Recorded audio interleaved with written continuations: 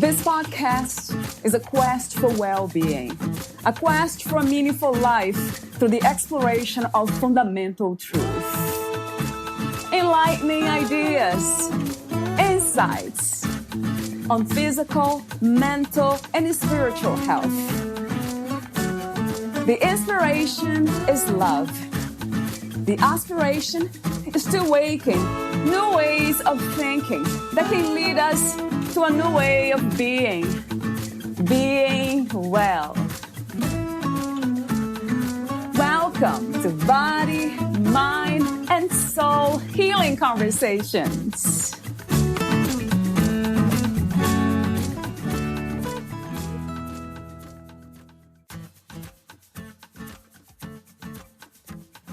When it's time to go, all one can take with him is what he has given away. Valeria Teles interviews Dr. Jane Greer, the author of The Afterlife Connection. A therapist reveals how to communicate with departed loved ones. Dr. Jane Greer is a marriage and family therapist, sex expert, author, radio host, and creator of the popular celebrity sex and relationship commentary, Shrink Wrap, on what we can learn from the trials and triumphs of celebrity relationships, seen in Psychology Today, Cupid's Pulse, and on air at Celebrity Page. Through her media collaborations and expert insights, Dr. Greer is recognized as a leading national expert in sex, love, and relationships. Dr. Greer's Doctor on Call radio hour features conversations on life, love, and relationships with authors, bloggers, journalists, comedians, actors, directors, producers, relationship experts, and more.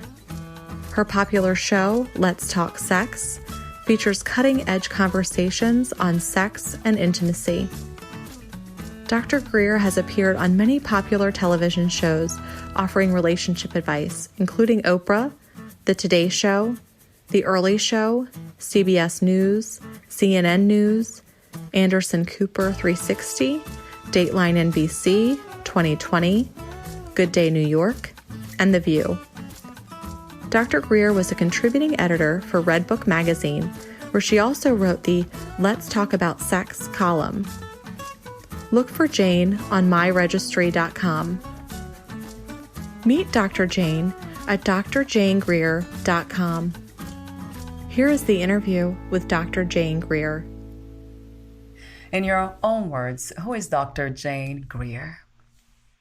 Dr. Jane Greer, being me, is a licensed marriage and family therapist, a psychotherapist, an author, a radio host of the Doctor on Call show, which features Let's Talk Sex, Pop Psych, and Shrink Wrap on Call, a blogger, and most of all, a healer.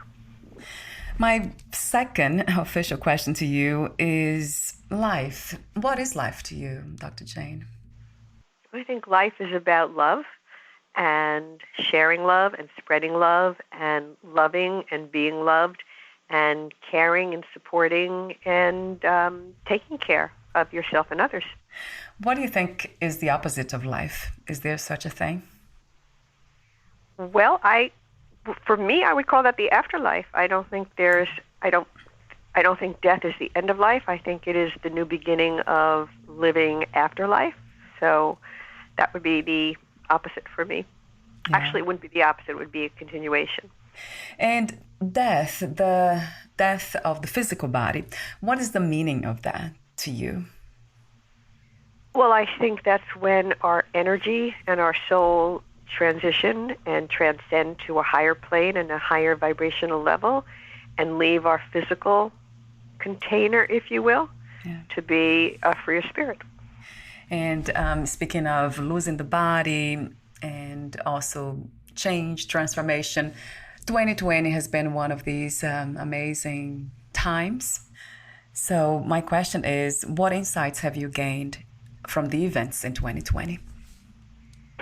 I think 2020 has been a real lesson for people in their own invincibility, in their own inner resilience, in their own stamina, in finding courage and finding new ways of coping and new ways of living the life they've always known and never really had to think about certain things.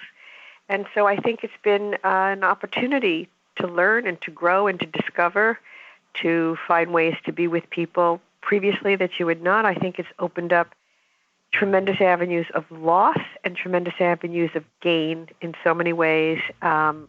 Opportunity for gratitude and opportunity, well, not opportunity, but the reality of bereavement and sadness. It's been a real game changer year, let's put it that way. There is something that you said in your book, turning grief or pain into something that is positive, growth, promoting, and healing. That was your experience with pain. So how do we learn to do that? Well, you said it, Valeria. We learn, and it is not an easy lesson by any means, and it's a very individual lesson. It's very uniquely tailored to your own, each and everybody's personal experience of what they're going through.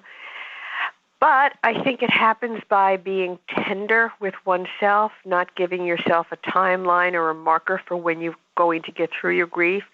I don't think we ever get over grief. We get on with it, and getting on means carrying on with our life. And the thing about grief is, unlike depression, when people fall into a depression and really struggle just to manage their life and go about their day-to-day activities, with grief, we are okay and we're functioning and we're doing what we need to do and we're carrying on, and then all of a sudden it's like a tsunami.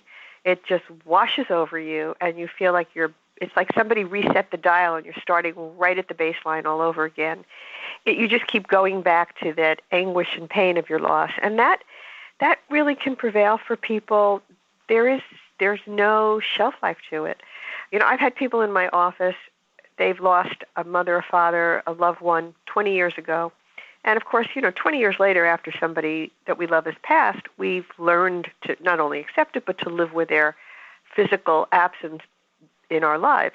And yet they'll be sitting in my office, and as they start to talk about their loved one, the power of that grief and emotion just floods them. And there's that tidal wave. And, so a lot of times people will say, I thought I was over this. And I will say, there's no over it. You got on with it. Yes, you got on with your life. But this was, be it your mother, your father, this was somebody very dear to you. And that'll always be a pain for you in terms of their not being here to share in the here and now, in a physical world.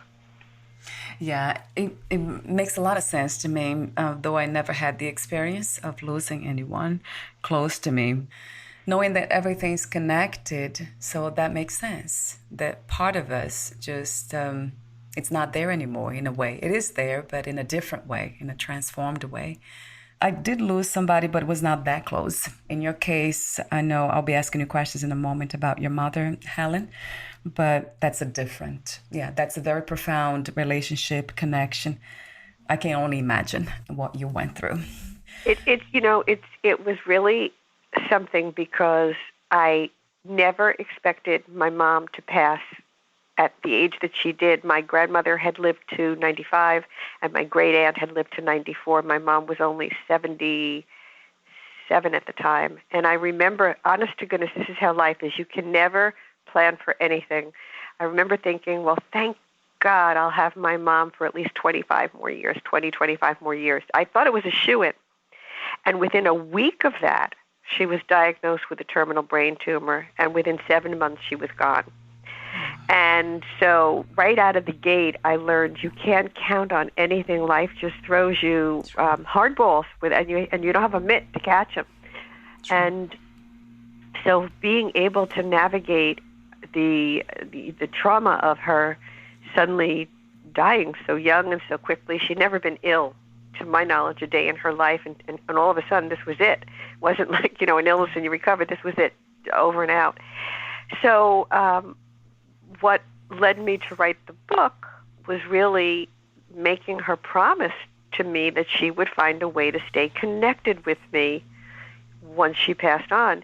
And I didn't even know the magnitude, Valeria, of what I was asking her. I remember saying, Mom, you have to promise me that you will stay connected to me. And she looked at me like I was, what are you talking about? And I said, no, I'm not kidding. You have to promise me that you're going to stay connected to me. And she looked me in the eyes and she said, I will. I do. Right. And only because I have a very dear friend, celebrity psychic Maria Petros, who had taught me about Afterlife Connection. Her son, Randy, had passed in an early age, and he has remained in such close contact with her, giving her so much of her information from the other side. That's how I knew to ask my mom to stay connected. And I honestly had no idea what it would look like or how it would manifest. And right after she passed, I started to get these signs. And, I thought, oh, no, I'm making it up. This can't be. And I started to write them all down. And because of that, that's how it led to my writing the book. Yeah. Oh, I have lots of questions for you here about the signs. That would be interesting for us to know how to receive them. It's actually being open, right, Dr. Jane, to receive those signs.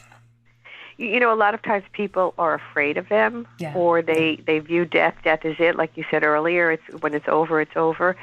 When you're open to them, what I teach in the book is to actually ask a loved one for a sign and say to them, please give me a sign that I know that you're here with me, light a candle, and thank them in advance. And my dearest friend, her dad had passed away when she was 18 years old, and I had said, did you ever get a sign from your father? And she said, no. I said, well, why don't you ask him for a sign? So she did. She lit the candle. She asked him for a sign. And that night, the picture that she kept on her shelf over the bed fell off and hit her in the head of him. Wow. So for me, one of the signs that was unmistakable was the song La Vie en Rose. I could never remember how it started. I would always go, oh, how does this song start? And I'd always say, Mom, how does La Vie en Rose start? And she would go, da, da, da, da, da, da, da. And then I would remember. Every time I would say, Mom, how does La Vie en Rose go? Okay, fine.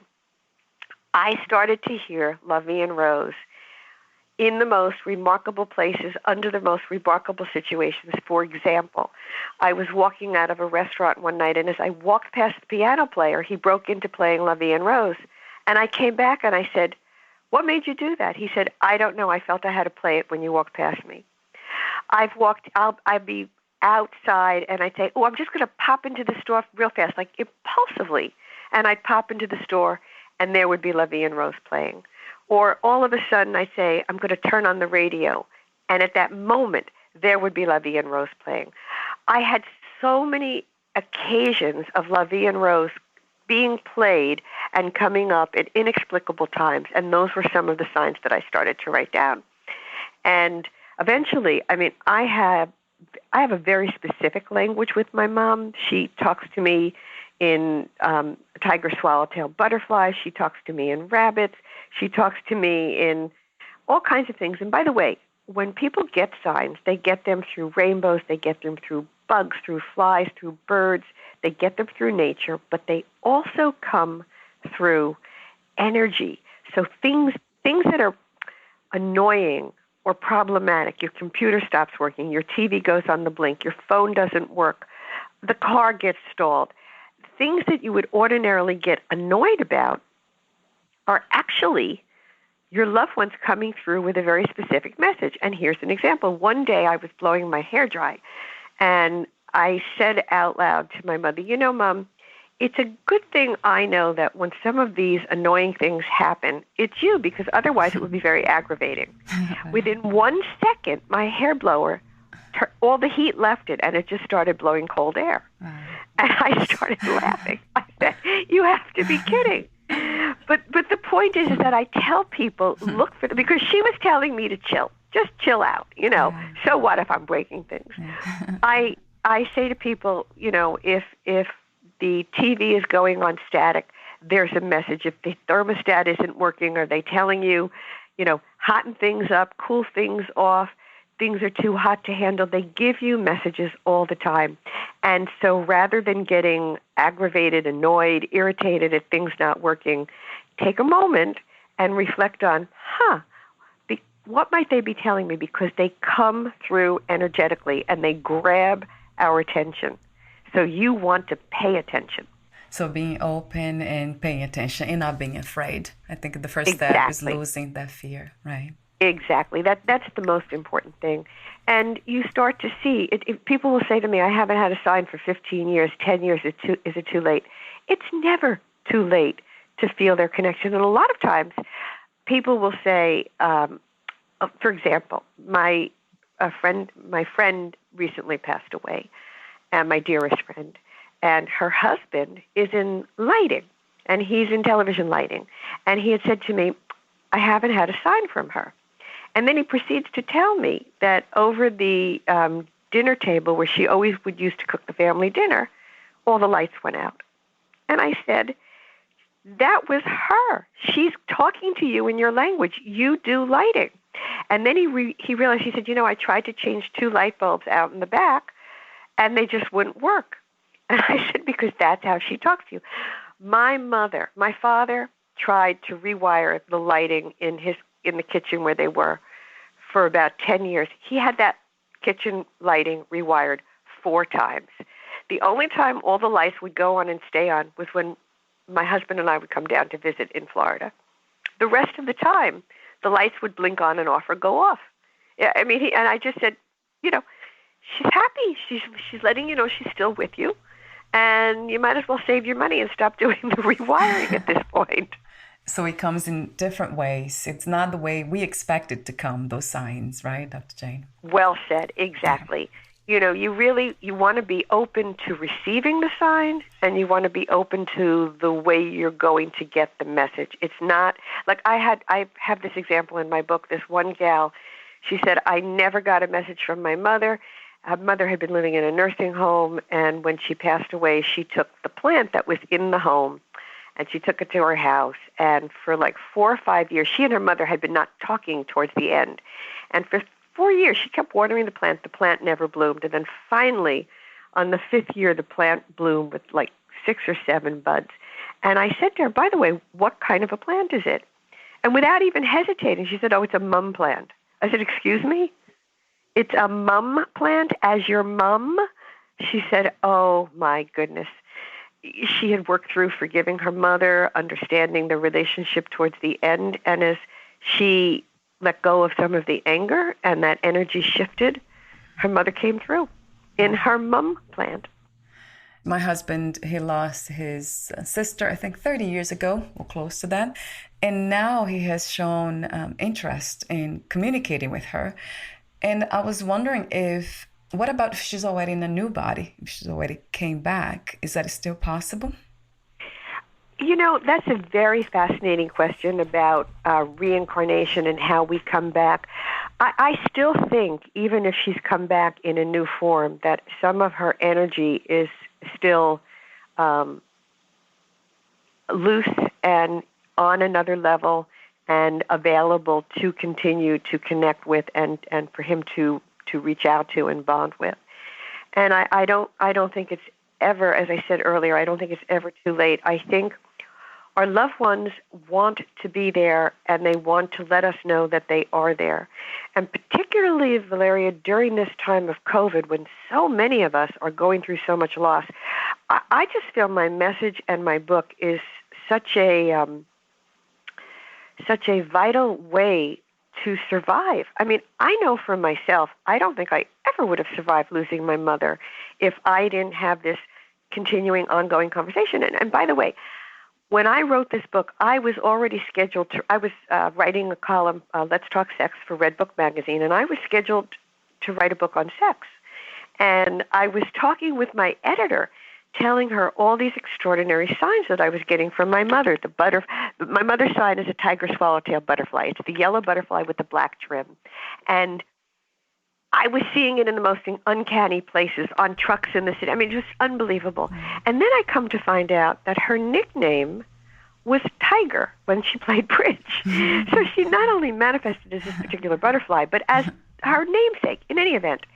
If not for these signs, and I was telling this to my editor, and she said, you know, Jane, you should really write a book on this. You should help people so that they can connect with their loved ones and bridge that heartache and that canyon of grief that we all fall into. And so midway, I stopped writing the other book, and I started to write the Afterlife Connection. And I have to say, a lot of time when the book came out, people said in my field, oh, don't you feel like you're a little woo-woo and you're doing all this like woo spiritual stuff, and I was psychoanalytically trained. I have, postmasters in psychoanalytic psychotherapy. I'm licensed as a marriage and family therapist. This was really off the beaten path from my clinical training, but it was so encompassing and empowering and phenomenal for me personally that I really felt I've got to share this with people.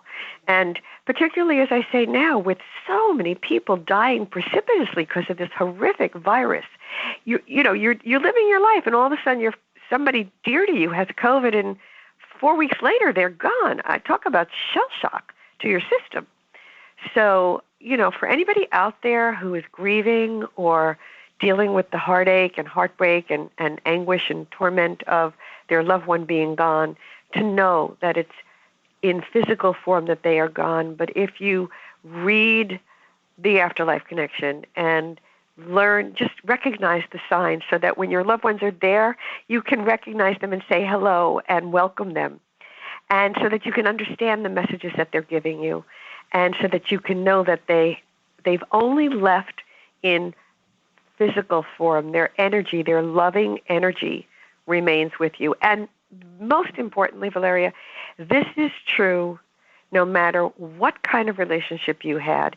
You may have had an abusive relationship. You may have not spoken to a parent or a loved one. There may have been estrangement at any point in time in the relationship. With that being said, when they transition and are no longer within their physical bodies, their energy does move through to a higher level, and they do come through in loving, healing ways. And I've seen this with so many people that I've worked with and my patients that, they were angry with a mother or a father who was abusive, and suddenly they are finding that they are being protected spiritually and emotionally by that person, by that mother, father, sibling, husband. And I wonder if you integrate that spiritual component to the marriage and family therapy, and also you're a sex expert. So how do you integrate that, Dr. Jane? Well, that's a great question. And in fact, to be honest, I do, because I am so open to the realm of beyond our loved ones coming through. And so, as I mentioned earlier, I work with Maria Petros, and over the years we've referred many people to each other. I encourage my patients to reach out to learn what their loved one is there telling them, how their loved one is guiding them, what options are available to them. And she will refer to me when she sees the options and say, people need to learn how to deal with literally the mechanics of interacting, of getting along, of fighting fairly, of handling their anger, of being proactive, of taking care of themselves. So we work collaboratively, and as a result, it's been a way that I've integrated the spirituality and, the incredible afterlife in my practice. I mean, many of the people that I work with see her and work with, spirituality. Talk to me for a moment about the dream visits. Oh, gosh. Those are remarkable, because when you have a dream visit, you feel completely with the person you love, and you feel that they're alive. And the marker of a dream visit is that people say one of the two things. Either they say, you're not dead. Yeah. It's you're not dead dream, or you're still alive. Yeah. And in the dream, it's not that you're dreaming about them. You're with them. It is so visceral. It is so, it's like it goes through your soul, your body. The energy is incredible. And you are with that loved one. And the dream visits are so fortifying and such comfort for your heart and soul. And I must tell you, when I was writing my book, I had written down all the dream visits and all the signs because I would have forgotten them. I mean, there were just so many. So I'm writing this one dream visit down that I had with my mother. And at the end of the dream, I had written down, she literally said to me, "Take the human exit." And I did not realize the magnitude of that when I wrote it. But when I read it later on, I said, "Oh my God, take the human exit." Well, I was in the spiritual realm, and she was telling me to go back to the physical plane, the human exit. I couldn't believe it. Yeah. And speaking about not believing, why do so many of us don't believe that we are spiritual? Yeah, well, I think people, as I said before, it's frightening. Yeah. It's unknown. You know, you're opening the door to the other side. You don't know. They're afraid of a negative sign. They're afraid of not getting a sign. Yeah. That if they ask for a sign and they don't get a sign, does that mean their loved one doesn't love them? So, you know, like everything in life, Valeria, our fears interfere, and they get in the way and they hold us back. And you know, if you can just accept your fear and say, "I'm going to try it anyway. I've got nothing to lose Right. and everything to gain." And Right. when I say that, I mean you've already dealt with the most tremendous loss. So anything you try is going to be a gain. In your book, you mentioned hypnosis and meditation as Yes. techniques for opening the mind to greater psychic and spiritual awareness. Talk to me about these two techniques.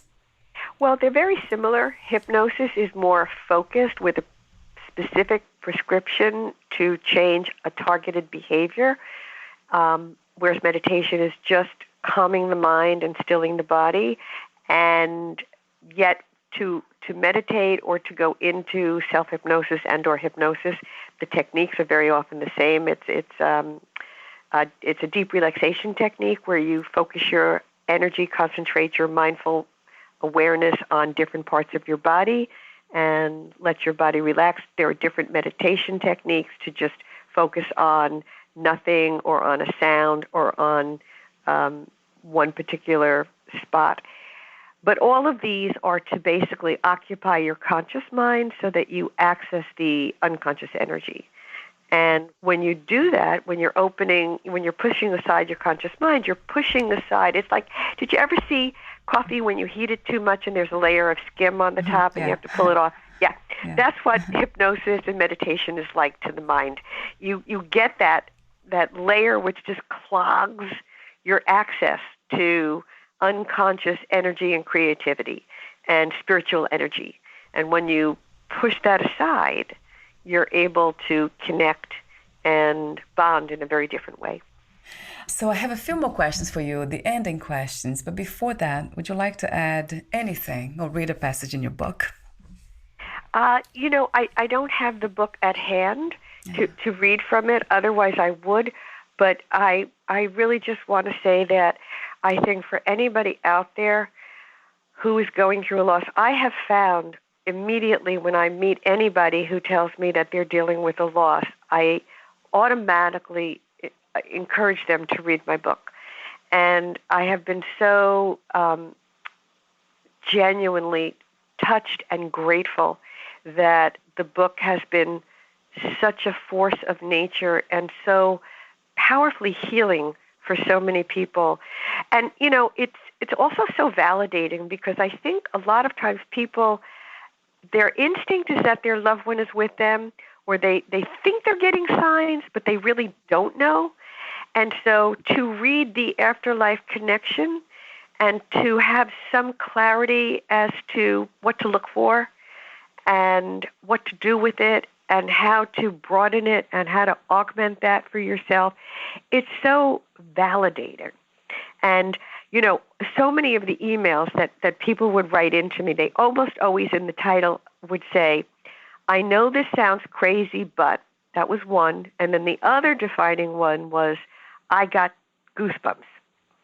So if you are telling somebody a sign and saying, God, I know this sounds crazy, but, or you're getting goosebumps, you're dealing with spirit. I mean, here's another one that I love. An old patient of mine, she had moved in after her dad passed to help her mom, who was older, and take care of things. And then she said, I can't live with my mother forever. So she put in place a healthcare worker to come, but the mother, needless to say, did not want a healthcare worker. She wanted her daughter to stay there. And I said, look, ask your dad for some support. So she drives out to the cemetery, and she parks the car, and she goes out and she talks to her father, and she says, look, I don't want to feel guilty that, that I'm leaving, and I please should give me a sign that I know you support me. She gets back in the car, turns on the radio, and Fleetwood Mac comes on singing, You Can Go Your Own Way. Yeah, I could talk for 2 more hours with the amazing, extraordinary, incredible signs that people receive, and particularly even the non-believers, people who didn't know to ask, people who were afraid to ask, people who ultimately had faith that there is a bond that they can stay connected with their loved ones. So I would just encourage anybody listening, if you have any pain and heartache from losing a loved one, read the book. And also, what I found helpful was, like I said to my mother before she passed, promise me you'll give me a sign. People have told me that they've worked out signs with a loved one, or they've started to talk to their loved one who is, who's ill and dealing with a terminal illness about the ways they will connect. And they found that very, very, very empowering. And it is empowering. Thank you for what you do, Dr. Jane. It is a work of compassion. That's the word that comes to mind. Thank you so much. It's such a pleasure. Thank you for having me. Thank you for letting me share the wonder of Afterlife Connection and spirituality. And I hope it helps anybody out there who's going through what I went through, and certainly have dealt with other significant others that I've lost along the way, and anybody who's dealing with their own pain to find some heart help. The title of your book is The Afterlife Connection. A therapist reviews how to communicate with departed loved ones. So I have a few more questions for you, the ending questions, 2 more questions. If you knew you would lose the body soon, would you make any change in your life or do anything in a different way? Me personally, no. Yeah. I would do everything that I'm doing. Yeah. I think many people feel that they're not able to do the things that they want to do, or they've put other things or other people ahead of being able to do what they want. Right. I have tremendous gratitude for being able to do the work that I do and have the personal life that I have. And I would just continue to do exactly what I'm doing. Yeah, I love that answer. Thank you. And the last question is, what are 3 things about life you know for sure as of this moment? 3 things that I know for sure. Yeah. Humor makes it the only way to survive. Love makes it the only way to survive. And staying healthy as much as one can, taking care of yourself and those that you love. I know that without your health, all the money in the world is not going to amount to a can of beans. Without love, all the money in the world isn't going to amount to a can of beans. And without humor, you're just not going to find the joy and the splendor that living affords us all. Thank you so much again for sharing your wisdom, for the compassionate work you do, and everything else in between. I love your presence too. Thank you. Thank you, Valeria. Thank you for having me. Where can we find more information about you, your books, products, services, and future projects?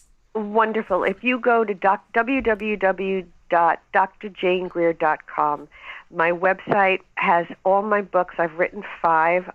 What About Me? Stop Selfishness from Ruining Your Relationship. How Could You Do This to Me? Learning to Trust After Betrayal.